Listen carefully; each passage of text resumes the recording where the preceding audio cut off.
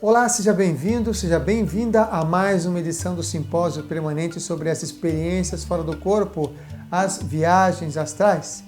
Esse projeto reúne uma série de entrevistas, palestras com diversos projetores, pesquisadores e escritores que compartilham suas experiências, técnicas e conteúdos importantes, especialmente para você interessado no assunto. Nesta edição, Luiz Fernando Mingroni, fundador do espaço Yoga Bhavani, fala sobre viagem astral no hinduísmo. Mingroni, também conhecido como professor Enki, aos 7 anos já estudava por conta própria a mitologia suméria e também a astronomia. Foi nesse período que teve seu primeiro contato com a tradição espiritual indiana através do excelente livro Bhagavad Gita. Por conta de seus estudos de astronomia, passava horas a fio observando o céu e fazendo mapas celestes. Nesse mesmo período, começou a aflorar traços de clarividência e intuição. A princípio, essas experiências eram assustadoras, pois não sabia o que estava ocorrendo. Mas, com o passar do tempo, o fenômeno foi sendo entendido e melhor aproveitado. Enki ministra cursos e palestras sobre yoga, hatha yoga e espiritualidade desde 2000, depois de participar de anos de estudos em alguns espaços espiritualistas como o IPPB, o Instituto de Pesquisas Projeciológicas e Bioenergéticas, e o CEFRE, Centro de Estudos Filosóficos Laboratório Evolutivo, ambos na capital paulista, em São Paulo. Lembrando que, se você tiver dúvidas sobre o tema aqui abordado, envie um áudio por WhatsApp para o número 11 98880 1545 ou digite aí os seus comentários no campo abaixo. Que as melhores energias cheguem até você. Paz, luz e amor.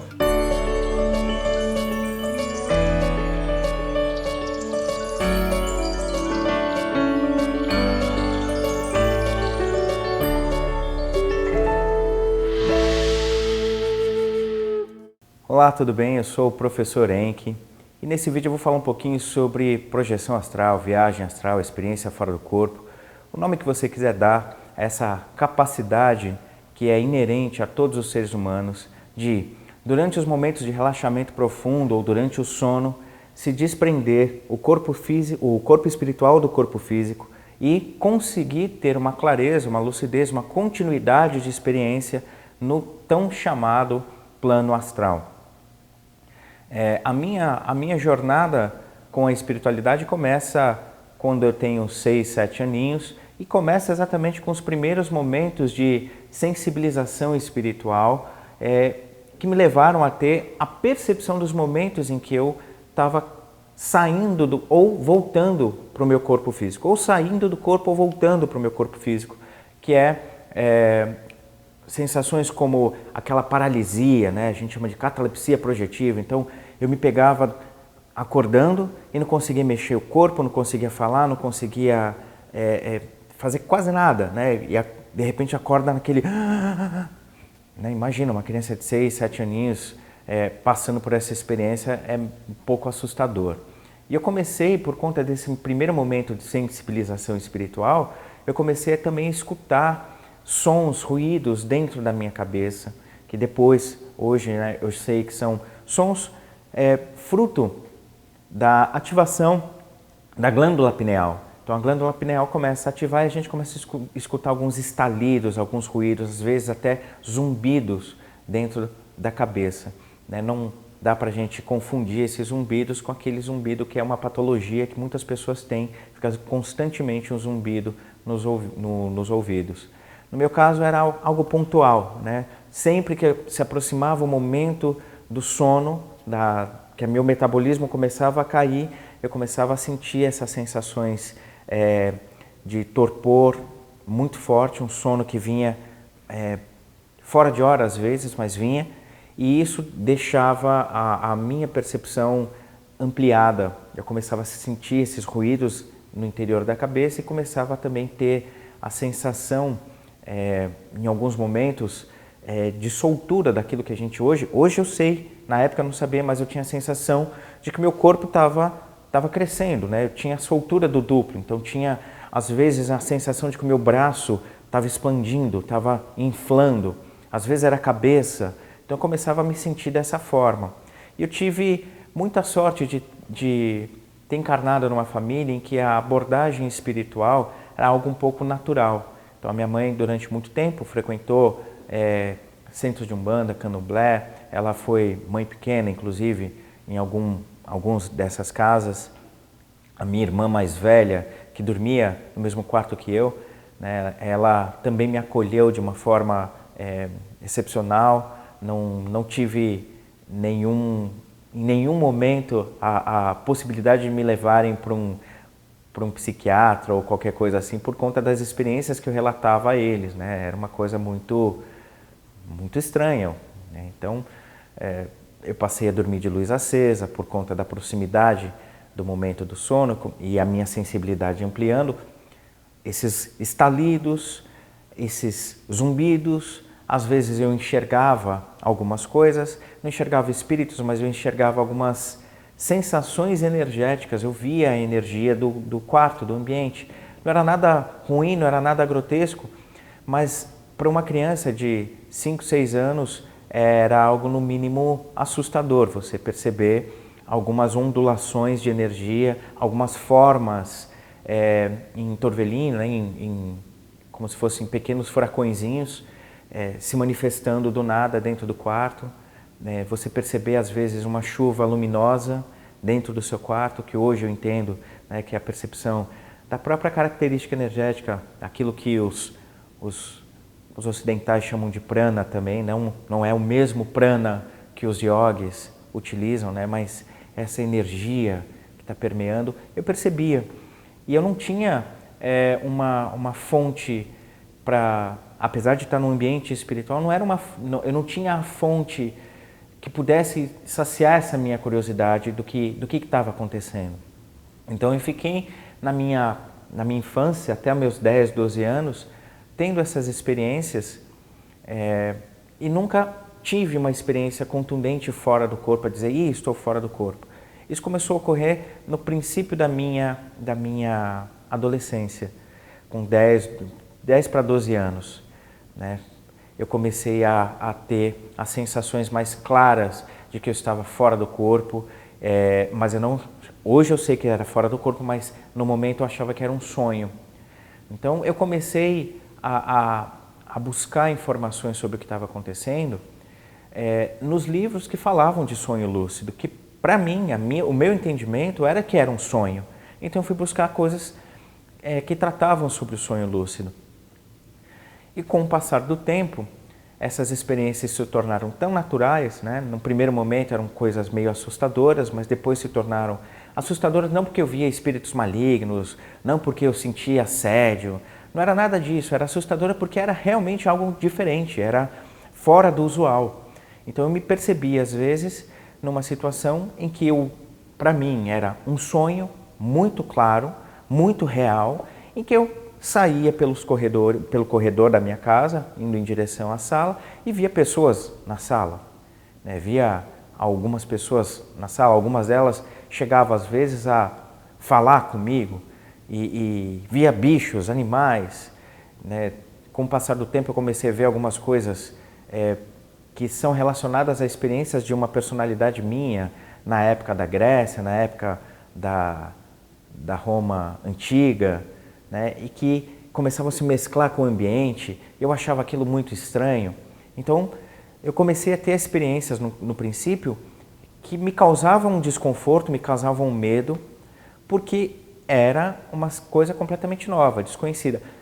Apesar de, intuitivamente, eu saber o que estava acontecendo, mas de maneira prática, eu não tinha o conhecimento construído no meu cérebro para me dar uma tranquilidade para experimentar aquelas experiências. Então,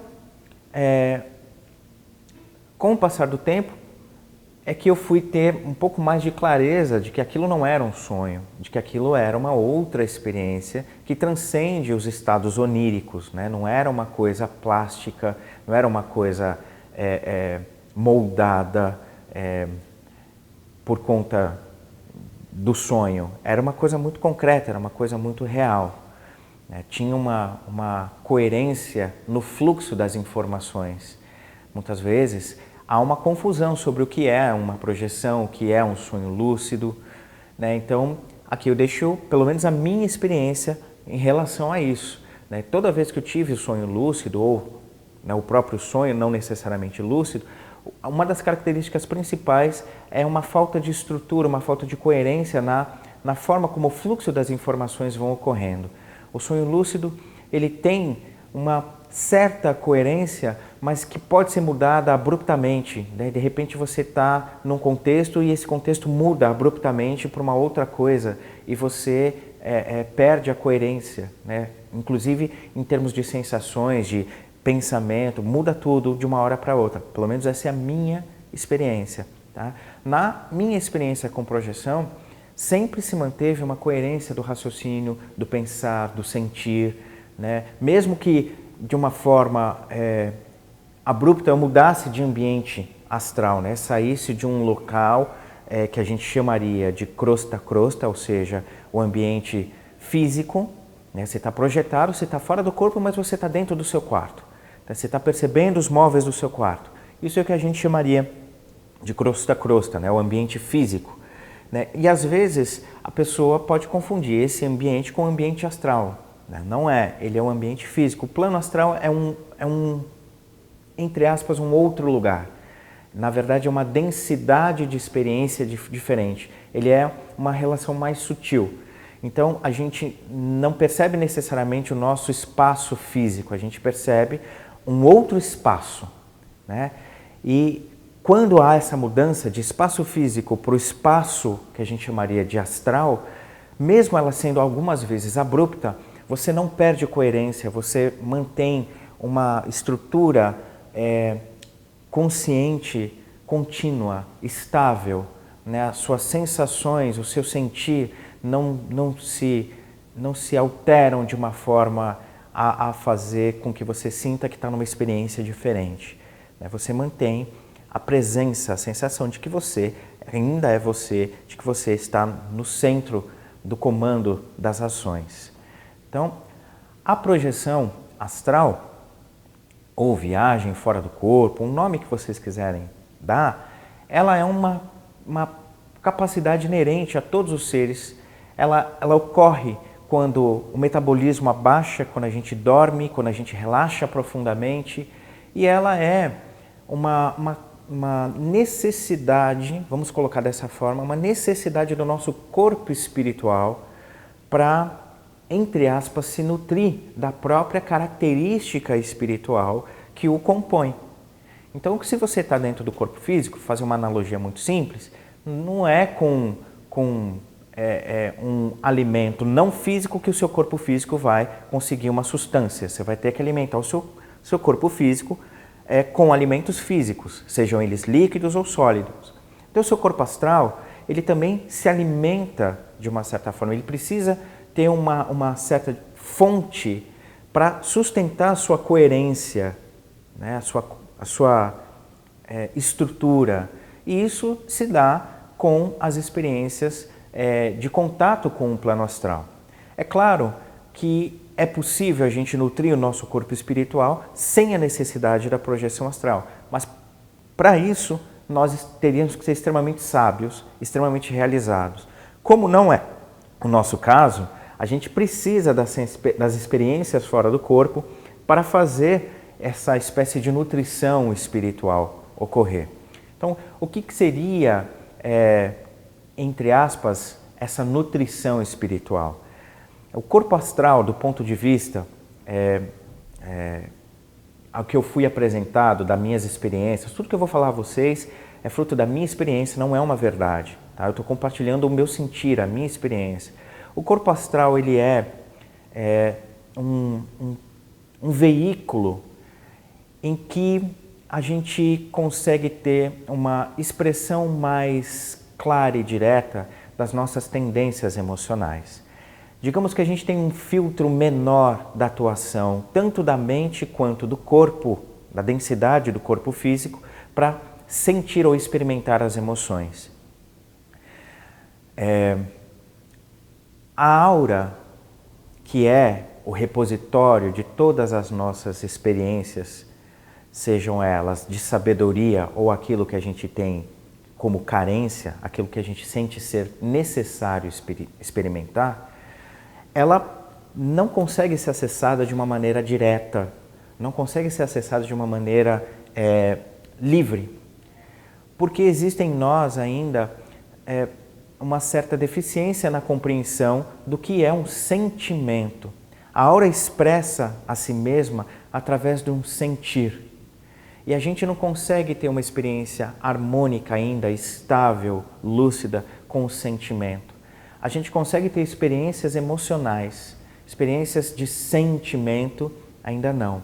Mas espera aí, o que é sentimento? Então, o que você quer dizer com sentimento?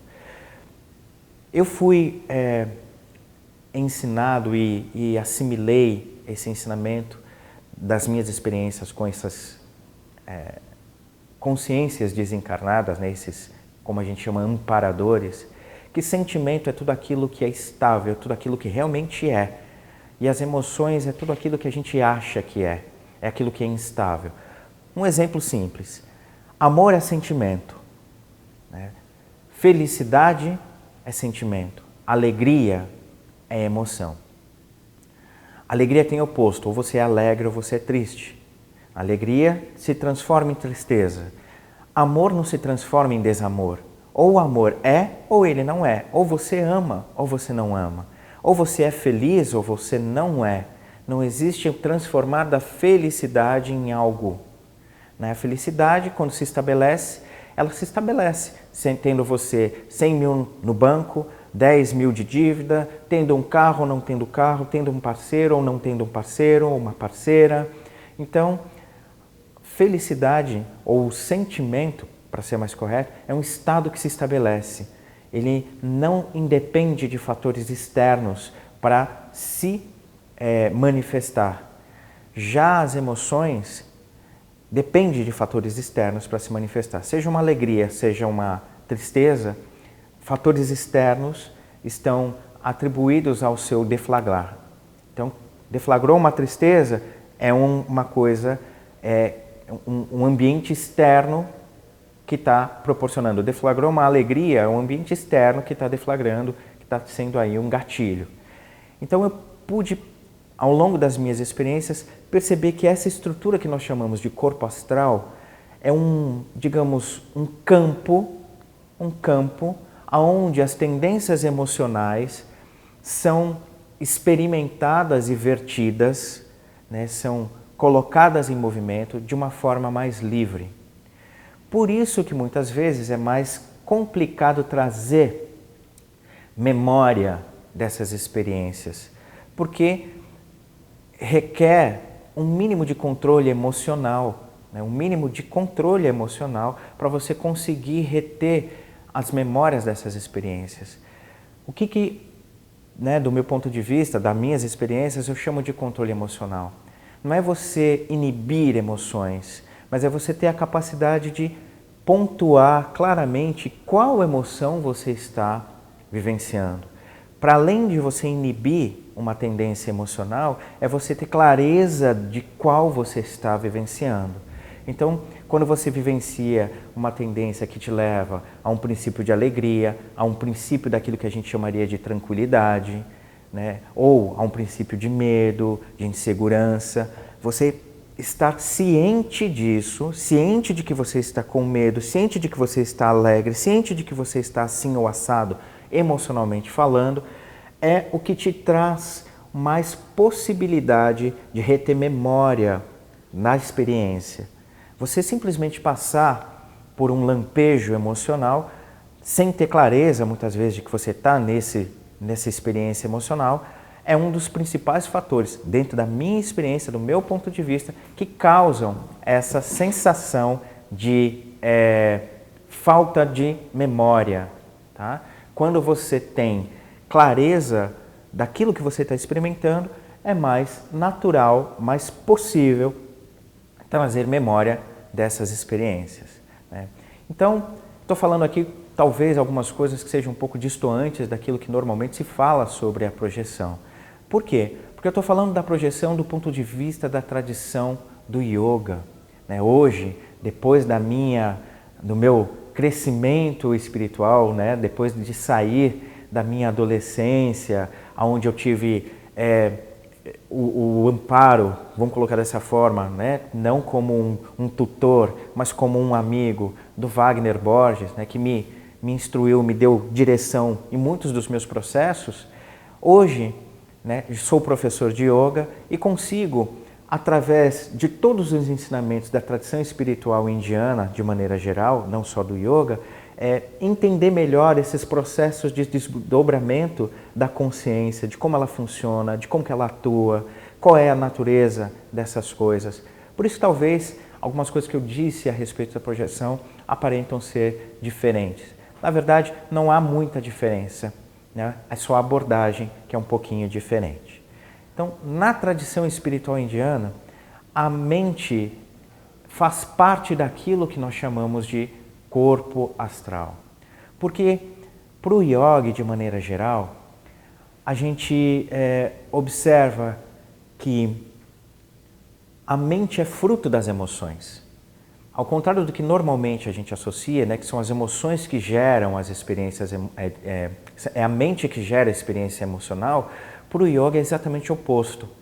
Dado a nossa incapacidade de se sustentar numa experiência de sentimento, o sentimento ele decai em uma experiência simulada, né, como se fosse uma alegoria, que são as emoções. Então, as emoções elas representariam uma espécie de treinamento, a experiência emocional representaria uma espécie de treinamento para que a gente consiga ter maturidade e estabilidade na experiência de um sentimento. Então, a gente, ao passar, do ponto de vista da tradição indiana, com lucidez, por experiências emocionais, a gente começa a criar referências sobre os estados de sentimento que são muito mais sutis, são muito mais estáveis, tá? Então, para o yoga ou para a tradição espiritual indiana de maneira geral, aquilo que nós chamamos de corpo astral no espiritualismo ocidental é um conjunto que vai de toda a expressão emocional que se organiza numa ferramenta, né, numa interface chamada mente, e essa mente é acessada por outras ferramentas ou uma outra interface que os yogis chamam de chakras. Né? Para os yogis, do ponto de vista da tradição espiritual indiana, seja do yoga ou da tradição espiritual do tantra, os chakras não são apenas fluxos de energia ou bolinhas, vórtices de luz. Os nadis não são apenas riozinhos ou canaizinhos de energia, de luz. Eles são principalmente tendências emocionais. Então, os yogis trabalham esse campo que nós chamamos de campo dos chakras como sendo os fluxos, os nadis ou os canais de energia, como normalmente se fala, fluxos de tendências emocionais. E os chakras são como moduladores dessas tendências.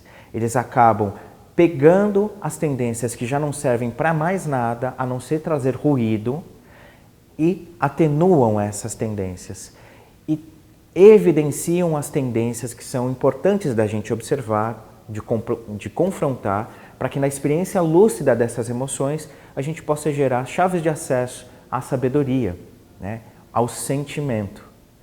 Então, aquilo que a gente chamaria de corpo astral para o yoga é esse conjunto que envolve o campo de expressão emocional. Esse campo de expressão emocional, ele é experimentado a todo instante. Eu e vocês agora, aqui nós estamos conversando, mesmo que de uma forma indireta, né? Nós estamos conversando e vocês estão tendo algumas reações emocionais. Vocês estão tendo ou uma sensação de gosto, de assimilação pelo gosto do que eu estou falando, ou de desgosto, de rejeição pelo desgosto daquilo que eu estou falando. Isso já está em ebulição em vocês, está reforçando ou não alguns padrões emocionais que vocês possuem e está dando também uma sensação de reforço ou não aos pontos de vista ou modelos, paradigmas que vocês utilizam para construir a realidade. Então, para o yoga, quando a gente fala de saída ou projeção, fora do corpo, a gente está falando apenas, do ponto de vista da tradição, apenas de uma experiência que não é vista com um valor maior ou menor do que a experiência de estar dentro do corpo. O yoga em si, de maneira geral, não valoriza o estudo da projeção ou da prática da projeção astral, porque para ele, em essência, é só a mesma experiência, com uma roupagem diferente. A mesma experiência.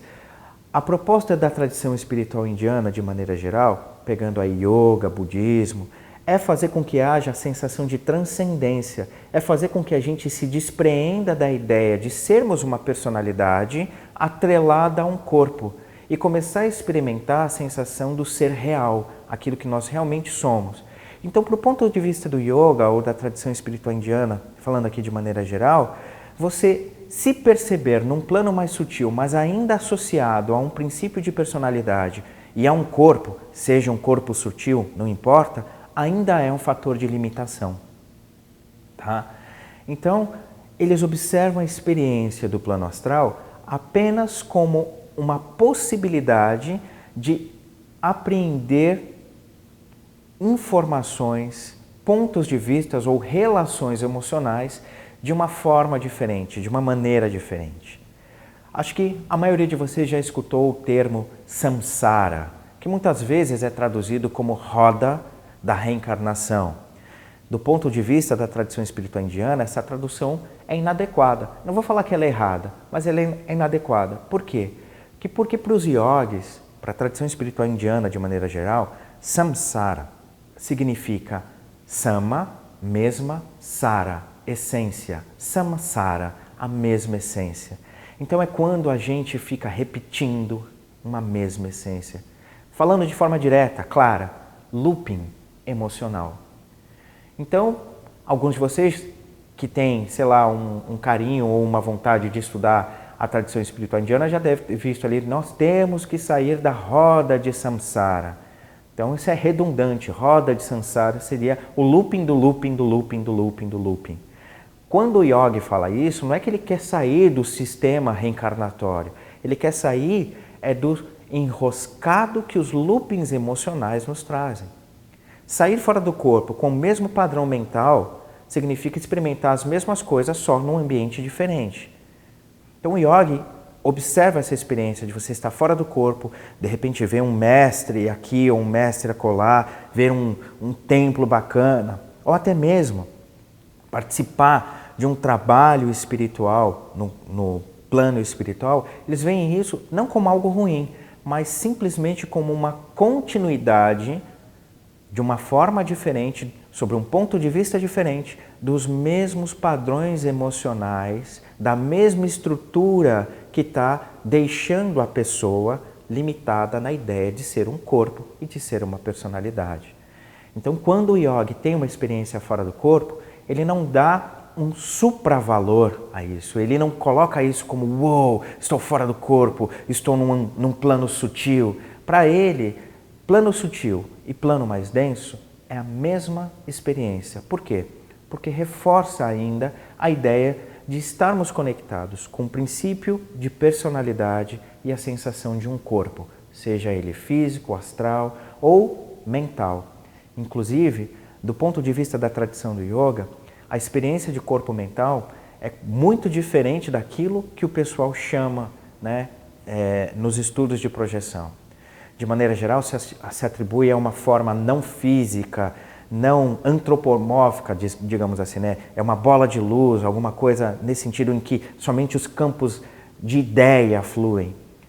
Para o yoga, essa experiência é rasa e limitante, porque para além de você ficar pensando, existe um termo em sânscrito que muitos de vocês também já devem ter escutado, chamado Buddha.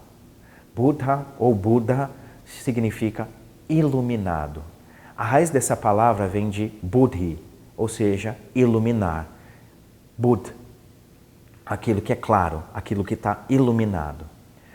Muitas vezes, o estudante espiritual, ele cai no erro de achar que aquilo que ele compreendeu intelectualmente é equivalente àquilo que é experimentado e vivenciado na prática.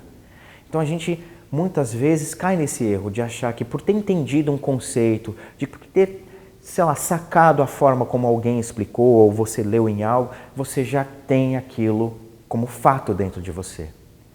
Então a gente começa a se tornar, de uma certa forma, um obeso intelectual. A gente só acumula compreensões, acumula ideias. Sabe como os yogis chamam essa pessoa que cai nesse erro de achar que a compreensão intelectual, de achar que o entender de um processo é a mesma coisa que a experiência direta? Os yogis chamam ele de buddho. Então, por um lado, a gente tem a palavra buddhi, aquilo que ilumina, Buda, o iluminado, e buddho, que significa idiota. Aquele que é idiota, aquele que fica preso às ideias de que, mas eu sei, intelectualmente eu compreendo, eu sei dos processos. Esse se torna um idiota. Então, para o yogi, quando a gente fala de um plano das ideias, em que a mente, a gente está querendo dizer que isso é um ambiente em que o risco da gente se tornar, entre aspas, idiota, um tolo, é muito grande. Ficar preso a ideias é algo que não é visto como algo saudável dentro da tradição espiritual do yoga. Poxa, Henk, mas existe uma parte da tradição do yoga chamada Jnana Yoga, né? O yoga do saber. Como é que então você vem falar que o saber, ficar preso a esse saber, não é legal? Pois é. O que pouca gente sabe é que a palavra jnana ou jnana em sânscrito está atribuída a um princípio de saber que é relacionado à experimentação de um conhecimento. Então, a língua sânscrita é uma língua muito rica, muito profunda.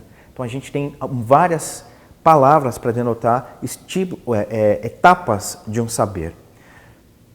Primeiro, a gente tem vidya. Vidya seria o conhecimento ordinário. Isso que vocês estão tendo aqui nesse vídeo, informação. Isso é vidya, informação.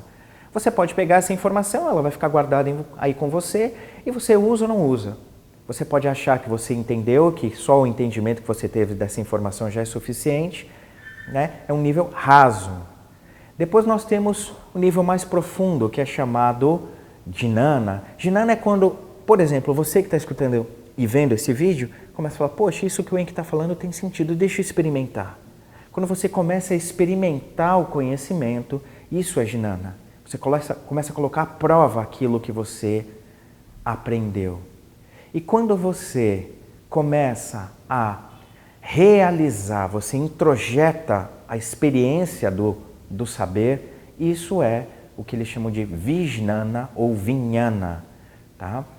Então, o Jnana Yoga é um conjunto de experimentações apoiado por uma tradição filosófica que leva a gente a questionar, a experimentar, a levar para o campo prático o saber. Não é só ficar aqui, é trazer para o dia a dia.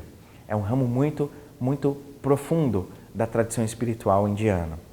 E esse Jnana é o que é utilizado para todos aqueles que estão experimentando a projeção astral, a experiência fora do corpo.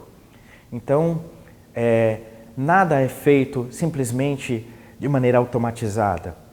Buscar clareza de todos os processos é o objetivo da tradição do yoga, seja processos intracorpóreos ou extracorpóreos.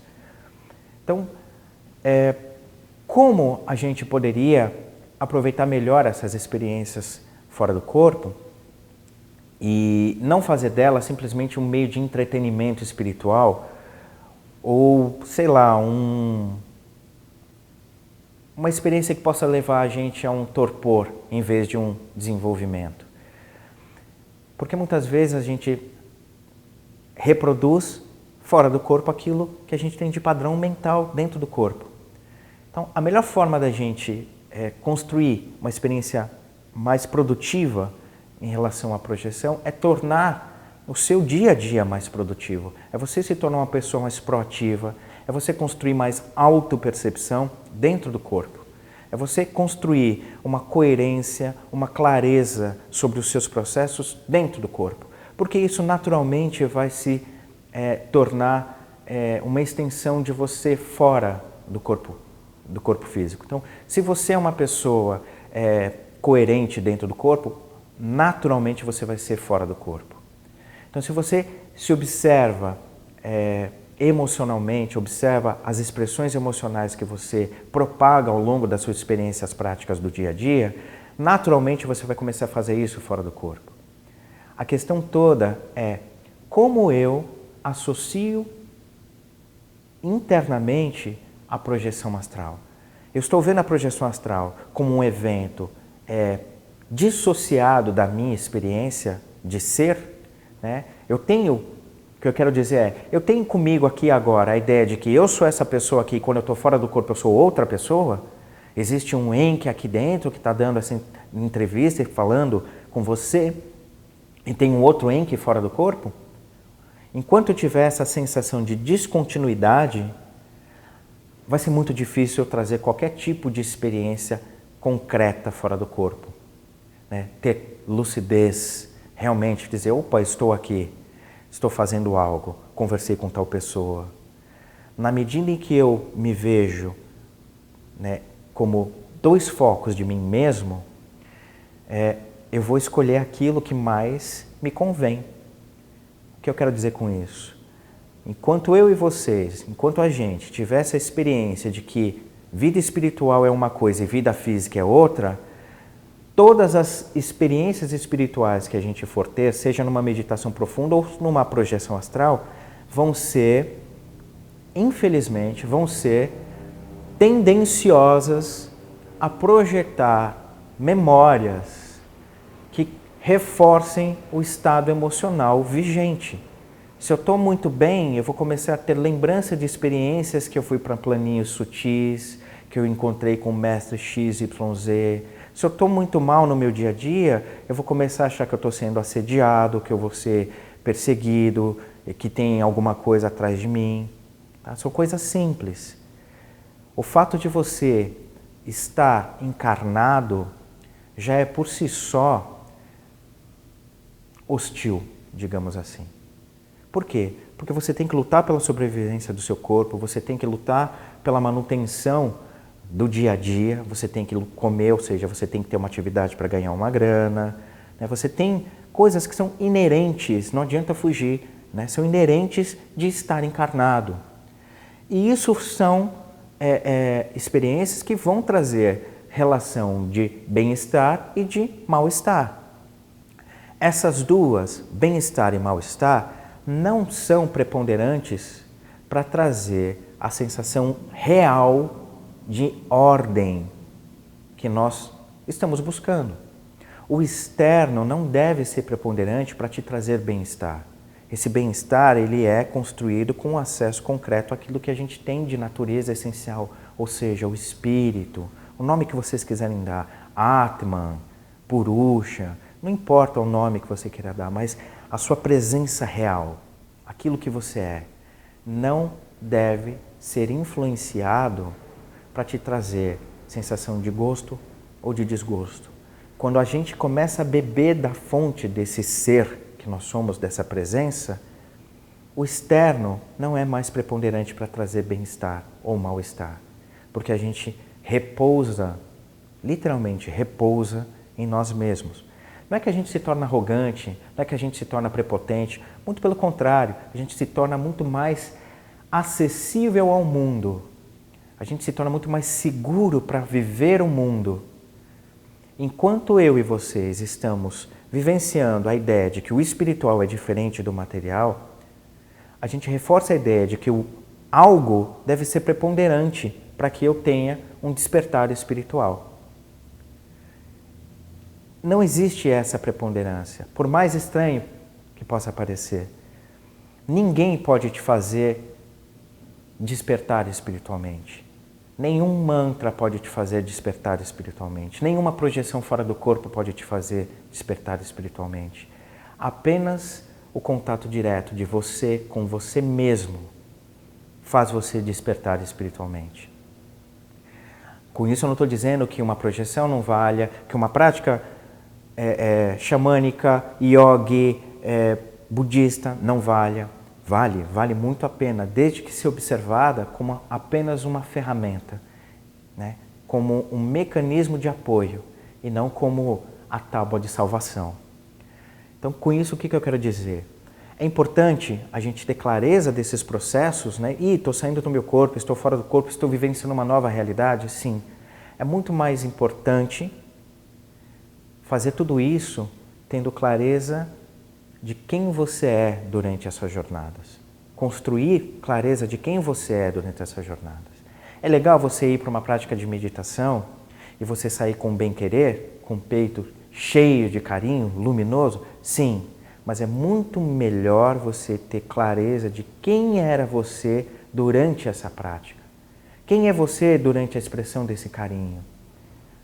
Então, essa é a abordagem que os yogis dão àquilo que nós chamamos de projeção astral, viagem astral, experiência fora do corpo. Nada mais é do que uma ferramenta para se expor a experiências emocionais de uma forma ou de um ponto de vista diferente. Que para o yogi não é melhor ou pior estar dentro do corpo. É simplesmente diferente. São oportunidades de criar autopercepção, ou seja, de saber quem realmente é, usando um viés diferente, usando uma roupagem diferente. Então lembre-se, sair do corpo e se perceber lá, fazendo um trabalhinho espiritual, não estou falando trabalhinho em forma pejorativa, estou falando você reproduzir as mecânicas mentais que a gente já tem aqui encarnado no dia a dia. Para o yogi, isso é tão limitador quanto as coisas práticas que a gente desenvolve no dia a dia. Então ele busca não se abster das ações, mas ele busca estar presente nessas ações. Então, ok, estou fora do corpo, tenho um trabalho espiritual para desenvolver, eu vou estar presente nesse trabalho. Não simplesmente com o meu corpo astral, mas com a minha lucidez, com meus olhos brilhando, com a minha coerência, porque eu tenho que aprender o que é, de fato, o real e o que é irreal. O que é que tem substância e o que não tem substância. E a maior parte das experiências que a gente tem atrelada a algum tipo de fator externo, tá? Elas carecem de substancialidade. Aquilo que dá substância a todas as nossas experiências é esse eu real, essa sensação plena de ser, é esse Atman, espírito, o nome que você quiser dar. Então eu vou deixar aqui, de uma forma bem simples, um exercício, uma prática para que vocês consigam, para quem quiser, trazer um pouco mais de lembrança, de memória dessas experiências fora do corpo. Então todos os dias, no momento em que você tiver uma sacada, né? Sou eu estou aqui. Invariavelmente, passe a projetar a sensação de uma luz saindo dos seus pulsos, dos 2 pulsos e dos 2 tornozelos. Imagina que você está irradiando luz pelos 2 pulsos e pelos 2 tornozelos. Henrique, que cor de luz? Não importa, a cor que você quiser. Dê preferência, tá, ao dourado, porque é uma cor neutra emocionalmente.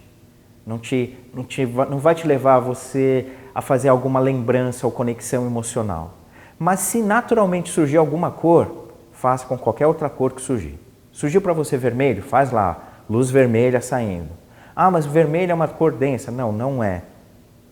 Tá? Cor é cor. A relação emocional que eu faço com a cor é que vai dizer se ela é boa ou ruim. Tá? De repente tem pessoas que se sentem felizes com vermelho. Eu vou falar para ela que vermelho é uma cor densa? Não. Então, usem sempre esse seu discernimento. A relação emocional que você tem com algo é que dá o valor que esse algo tem. Então, só para fechar, é isso que o yogi chama de substancialidade. O valor, a substância das coisas não está fora, está dentro. Sou eu que estou dando esse valor. Então, desenvolver a autopercepção é o primeiro passo. E uma das formas de você desenvolver a autopercepção, né, mais simplista que tem, é no momento em que você sacou. Você está lá na fila do mercado, eu estou na fila do mercado. Teve essa sacada? Mentalmente, projeta bolinha de luz nos pulsos e nos tornozelos. Não fecha os olhos, não precisa ficar ali com cara, não, estou concentrado. Espiritualidade é uma coisa simples, a gente aqui complica, tá? Então, simplesmente fica lá, tendo a sensação da luzinha no pulso, no tornozelo. Você vai ver que com o tempo você vai fazer outras coisas, vai esquecer disso aqui. Em um determinado momento do seu dia, vai vir de novo a sacada de sou eu estou aqui, estou fazendo, sei lá, estou escovando o dente. Está lá escovando o dente? Lembra da bolinha de luz nos pulsos, nos tornozelos. A partir disso, desse exercício que é simples, você vai começar a criar naturalmente uma clareza dos processos que você tem de devaneio e dos processos que você tem de clareza. Você vai começar a criar uma referência do que é estar em devaneio e do que é estar mais presente. E você vai começar então, através dessa construção de momento presente, né, da lucidez do momento presente, ter a oportunidade de começar a investigar que emoção que está passando por você. Por que determinada coisa está te atraindo e outra está te repelindo? Por que você está com vontade disso e não tem vontade daquilo? Não é que você vai ficar pirando, querendo saber onde está, o que está me motivando. Não, não é isso. Você vai começar a ter mais clareza das suas reais motivações. E com isso você vai começar a ter a oportunidade de perceber o que de fato é um chamado interno da alma, né, o que eu gosto de colocar como vontade, e o que é um chamado externo do contexto, que eu gosto de chamar de desejo. Para o yoga, desejo e vontade são coisas diferentes. Desejo vem do dia a dia, vem dessa relação turbulenta dos sentidos com o que está fora. Vontade é um chamado que vem lá de dentro, vem da alma. Então, apenas com a prática da autopercepção, a gente vai começar a perceber o que é vontade e o que é desejo. O que é que está realmente me motivando a ter determinadas atitudes?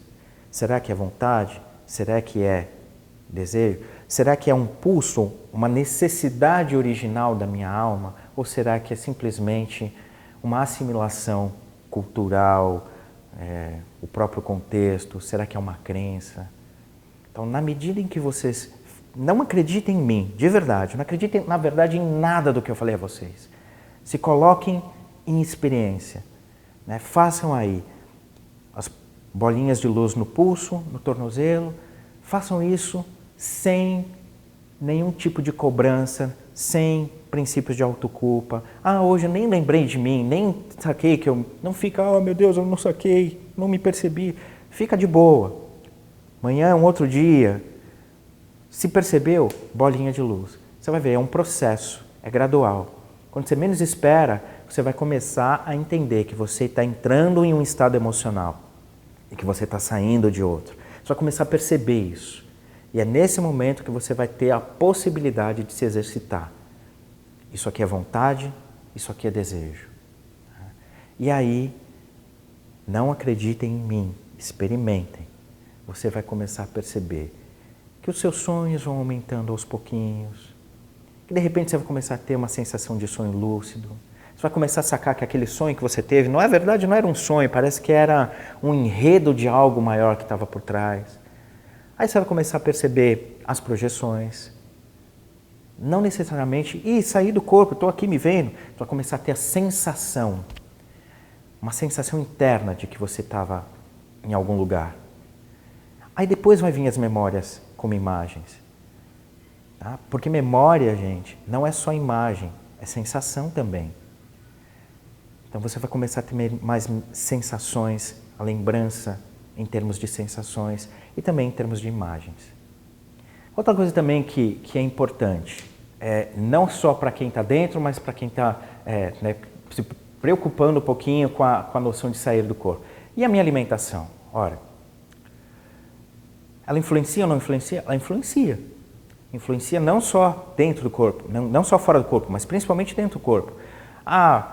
Tem aí, né, que se diz, chocolate, cafeína, essas coisas, elas acabam prejudicando a minha projeção?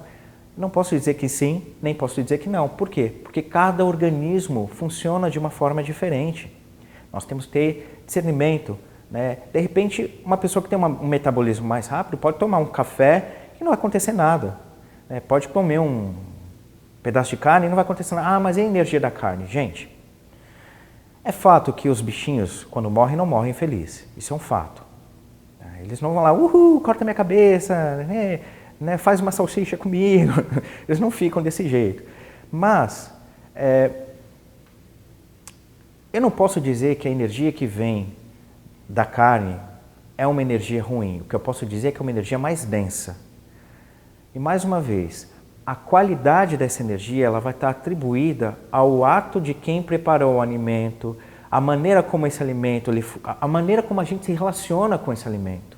Porque às vezes você pode ter ali um pedaço de carne que está até com uma energia razoável, boa, vamos colocar assim, se foi alguém que fez com um bem-querer, e você pega um prato de salada que a pessoa fez com mau humor, então energia pior que o pedaço de carne. Eu sou vegetariano, né, porque o meu corpo passou a rejeitar carne. Tem a ver com processos de sutilização energética? Tem, mas isso é o meu processo. E eu não posso de maneira nenhuma dizer que isso é o melhor. Isso é o meu processo. Né? Tem pessoas que comem carne e conseguem atingir os mesmos padrões de sensibilidade que eu. Não muda nada. Comer ou não comer carne, comer ou não comer um ou outro alimento, não é preponderante para te transformar em um ser mais sutil, espiritualmente falando. O que é preponderante é a relação que você tem com o alimento. Tá? Isso vai determinar não só a qualidade das suas projeções, mas também a qualidade do seu viver aqui dentro do corpo. Tá? Então, é claro, se a gente está falando que a projeção ocorre quando o corpo diminui o metabolismo, você comer alguma coisa que vai exigir funcionamento metabólico do corpo vai impactar sim na sua projeção. Você não vai sair do corpo, você vai ficar preso. O máximo que você vai conseguir é ficar pertinho do corpo, né? Numa zona que nós chamamos de zona de projeção do cordão, né? Que é uma extensão do nosso campo eletromagnético, vamos colocar de uma forma mais simples. A gente tem um campo que se propaga e esse campo ele é uma espécie de zona protetora da nossa experiência encarnada. Nenhum espírito consegue ir muito além dessa zona, espírito desencarnado, tá? Ou projetor consegue se infiltrar nessa zona quando você está fora do corpo. É possível? Com algumas técnicas é possível fazer essa infiltração? Mas não é algo natural, não é algo corriqueiro, tá? Então, quando você come algo que está exigindo que o seu corpo processe esse alimento, né, que está exigindo mais força metabólica, é claro que você vai sair do corpo, é natural, mas você não vai ficar com a mente lúcida, você vai meio que ficar dormindo próximo do seu corpo físico, ok? Então, quer se alimentar? Se alimente bem, não porque você tem que sair do corpo, tá? Mas porque isso é saudável, tá? Encare as coisas dessa forma. Vou reproduzir uma das palavras de Buda aqui. Uma vez, né, foi perguntado para o Buda, mas e Deus? Daí ele falou, o que tem Deus? Mas você não fala nada, né? Ele falou, Deus não importa. Não importa se Deus existe ou não existe. Você tem que ser uma boa pessoa porque isso te faz bem. E não porque tem alguém para te dar uma recompensa ou para te punir. E ele ainda complementava, né? Eu estou falando de uma forma bem livre aqui. Ele complementava assim, não se preocupa com Deus, vai fazendo, vai se desenvolvendo, que você vai descobrir por si só se ele existe ou não. Você vai entrar em contato com ele. Então, o que eu quero dizer é o seguinte, né? Falando sobre alimentação, não caia nos modelos, não caiam nos paradigma já estabelecido de que esse alimento facilita e aquele. Se experimenta. você deve, como a tônica do nosso bate-papo, construir autopercepção. Para você pode ser ruim comer um chocolate antes de dormir, tomar um café antes de dormir, para outra pessoa não. Então não seja radical, se experimenta, não fique preso a essa ideia de que um animal que foi abatido num matadouro está com energia ruim, que isso e aquilo, não caia nisso, porque as coisas não funcionam assim. Infelizmente eu não tenho tempo hábil para explicar esses processos que ocorrem, que a gente chamaria de magia, né? Não tenho tempo para explicar isso, mas não é, na maioria das vezes, não é aquilo que você escutou. Tá? Eu posso me arriscar a dizer aqui, não é aquilo que você escutou. Então, a energia de um animal, de um franguinho, de um boizinho que foi abatido, que você come, não necessariamente é uma energia ruim, ok? E não necessariamente ela vai te deixar mais denso espiritualmente. Não é assim que funciona. Isso é um tema polêmico que um dia, quem sabe, a gente pode gravar um vídeo falando só sobre isso. Não tem como eu não falar sobre bibliografia se eu não falar Sanacan, Luiz Roberto Matos, Wagner Borges, qualquer livro da série Viagem Espiritual, é muito bacana. Agora tem um outro livro que eu gosto de recomendar, que não tem muito a ver com projeção em si, mas tem a ver com... São 2 livros que têm a ver com espiritualidade, com a tônica do nosso bate-papo aqui. O primeiro se chama Autobiografia de um Yogi, Paramahansa Yogananda. Eu confesso que hoje eu não sei qual editora está editando esse livro, mas se vocês buscarem, ele é um livro fácil de encontrar em qualquer livraria física ou até mesmo virtual. Autobiografia de um Yogi, Paramahansa Yogananda. É um livro bacana, conta a história desse cara. E você, ao terminar de ler esse livro, você vai falar, poxa, se esse cara conseguiu, eu consigo. Porque ele é imaturo, ele é mimado, e você vai vendo ao longo do livro a transformação dele e ele se transformando na pessoa que ele é. O outro livro, fora da temática da projeção, mas que também é muito interessante, se chama Vivendo com os Mestres do Himalaia, de um outro yogi chamado Swami Rama. Ele foi editado pela editora Pensamento, ele está esgotado, então vocês vão encontrar ele em sebo, ou também é possível encontrar ele em arquivo digital, em PDF, na internet. É um livro fantástico. O Swami Rama ele foi discípulo direto de Babaji, que é uma das figuras centrais do livro do Yogananda. E o livro do Swami Rama mostra um Babaji muito mais próximo, muito mais humano, menos divinizado do que aquele apresentado no Autobiografia do Yogi. É muito legal esses 2 livros. Swami Rama, quase que em cada final de capítulo ele conta as experiências deles e diz, eu era muito babaca, eu era muito imaturo. Então é um livro muito legal que mostra o quanto é possível a gente se transformar, se desenvolver, se tornar mais lúcido, mais presente, né? Ou melhor, mais fluindo na presença. É muito palpável, muito fácil, é muito possível. Basta querer, basta desenvolver o que a gente chama de disciplina. Eu ia dar um nome em sânscrito, mas disciplina tá bom. Então, eu espero que você tenha gostado do nosso bate-papo, que você aproveite, que você não acredite no que eu digo, que você coloque o seu discernimento para funcionar, experimente cada coisa que você sente ser pertinente do nosso bate-papo. Se quiser me encontrar mais na internet, me procura lá no Facebook como Yoga Bhavani, né? Tem a minha página, yogabhavani.enk no Facebook. Meu site é yogabhavani.com.br. Tem um canal no YouTube também, Yoga Bhavani. É só você procurar e entrar em contato. Eu sou uma pessoa super acessível. Qualquer dúvida que possa ter ficado no nosso bate-papo, qualquer crítica, pode entrar em contato. Agradeço muito, muito, muito a vocês, mais uma vez, por me permitirem compartilhar um pouquinho do que sinto. Namastê.